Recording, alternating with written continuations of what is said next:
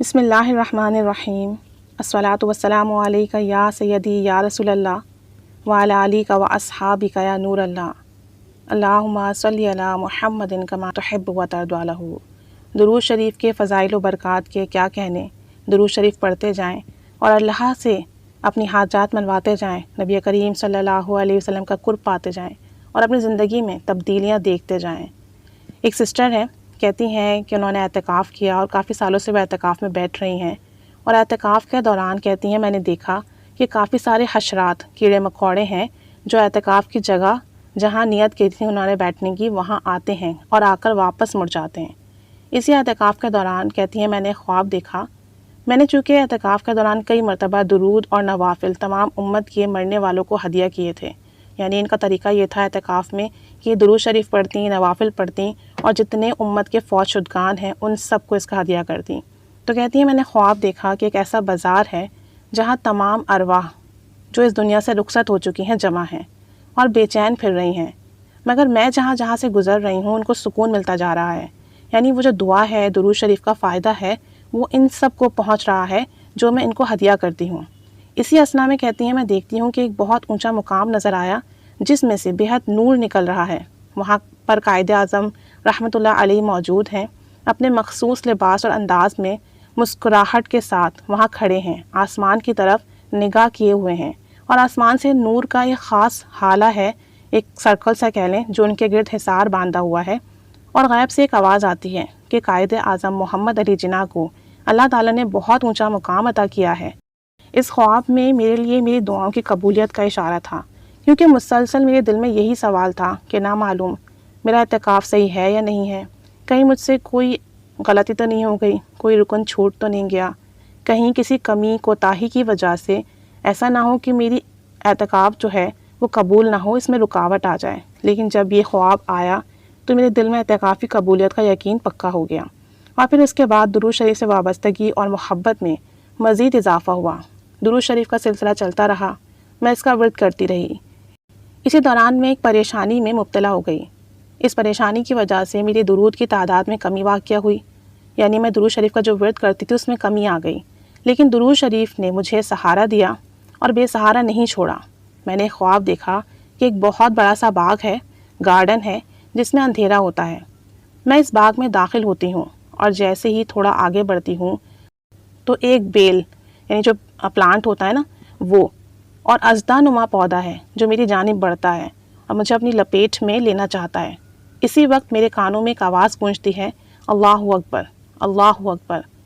کہہ کر اس میں ضرب لگاؤ، یعنی ان کو یہ آواز آتی ہے کہ اللہ اکبر کہہ کر اس میں ضرب لگاؤ، اور پھر جیسے ہی میں اللہ اکبر کہہ کر اس میں ضرب لگاتی ہوں تو وہ پودا دو ٹکڑوں میں تقسیم ہو کر غائب ہو جاتا ہے۔ ضرب لگانا یہ ہوتا ہے کہ آپ تصور کریں کہ آپ جو پڑھ رہے ہیں نا وہ چیز، وہ پڑھائی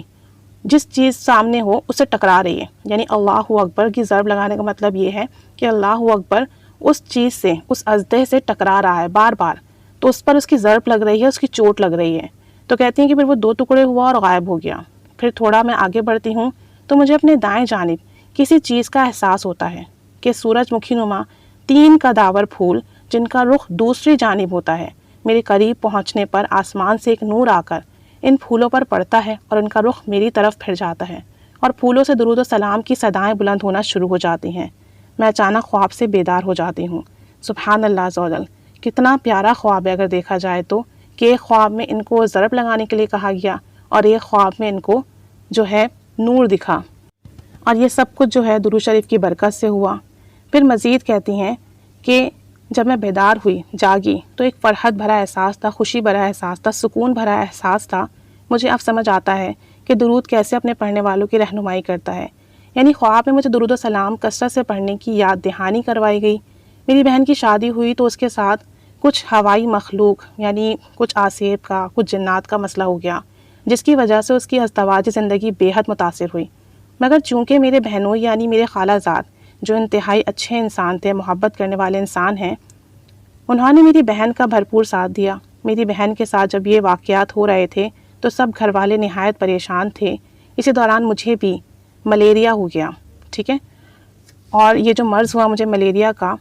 مجھے اچھا خاصا بخار ہو گیا، مگر اس فیور میں بھی، اس ہائی فیور کی کنڈیشن میں بھی میں درود شریف پڑھ کر اللہ تعالیٰ سے دعا کرتی رہی کہ یا اللہ میری بہن کے مسئلے کا کوئی نہ کوئی حل مل جائے۔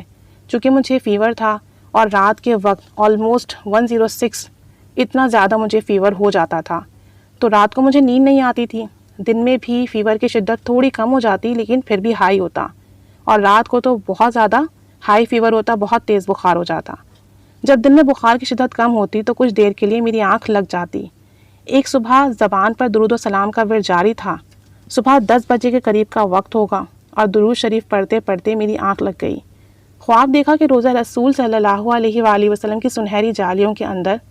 آپ صلی اللہ علیہ وآلہ وسلم کے پاؤں مبارک کی جانب میں کھڑی ہو کر التجائیہ انداز میں آپ صلی اللہ علیہ وآلہ وسلم سے رو رو کر عرض کر رہی ہوں کہ یا رسول اللہ صلی اللہ علیہ وآلہ وسلم میری بہن کے لیے دعا کر دیں،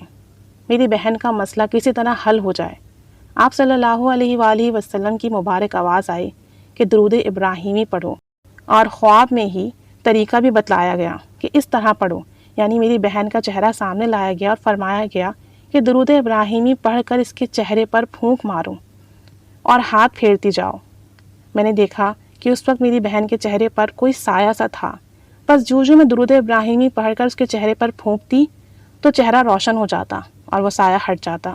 یکدم میری خواب سے آنکھ کھل گئی اور میں بیدار ہو گئی۔ میرا جو فیور تھا وہ بالکل اتر چکا تھا، اور میں نے فوراً ہی بہن کو فون کیا اور اس کو درود ابراہیمی پڑھ کر اس طرح عمل کرنے کو کہا، اور میں نے خود بھی درود ابراہیمی کثرت سے پڑھنا شروع کر دیا، اور پڑھ کر تصور میں، امیجنیشن میں اپنی بہن کے چہرے پر دم کرتی۔ اللہ تعالیٰ کے فضل و کرم سے اور درود شریف کی برکت سے، درود ابراہیمی کی برکت سے کچھ ہی عرصے میں میری بہن کے ساتھ جو یہ مسئلہ ہوا تھا آسیب وغیرہ کا، جنات کا، وہ ختم ہو گیا الحمدللہ۔ گرمیوں کے دن تھے، میں اپنے بستر پر لیٹ کر 3000 بار درود پڑھنے کا ورد مکمل کر رہی تھی۔ اسی دوران اچانک یہ احساس جاگا کہ مجھ سے بڑا گنہگار کوئی نہیں ہے۔ اس احساس کا آنا تھا کہ شدت سے رونا شروع کر دیا، یہاں تک کہ روتے روتے ہچکی بن گئی، اور پھر درود پڑھتے پڑھتے آنکھ لگ گئی۔ سوئی تو قسمت جاگ اٹھی، خواب میں نبی کریم صلی اللہ علیہ وآلہ وسلم کی بابرکت زیارت نصیب ہوئی۔ تو اس طریقے سے پھر ان کی بہن کو آسیب سے، جنات سے نجات مل گئی۔ تو اگر دیکھا جائے تو ہمیں ان کے خواب سے ایک قسم کی، ایک طرح کی ہمیں جو ہے وہ رہنمائی ملی ہے کہ اگر کسی کے ساتھ جادو جنات آسیب کا مسئلہ ہے تو وہ درود ابراہیمی پڑھ کر اپنے اوپر دم کرتا رہے، اور اگر دم کرنے کے ساتھ ساتھ پانی پر بھی دم کر کے پیتا رہے تو انشاءاللہ تعالیٰ آسیب، جنات، نظر بد کا جو بھی وار ہوگا وہ ختم ہو جائے گا۔ اس طرح کی تمام چیزوں سے نجات بھی مل جائے گی، اور درود پاک کی برکت سے حفاظت بھی رہے گی۔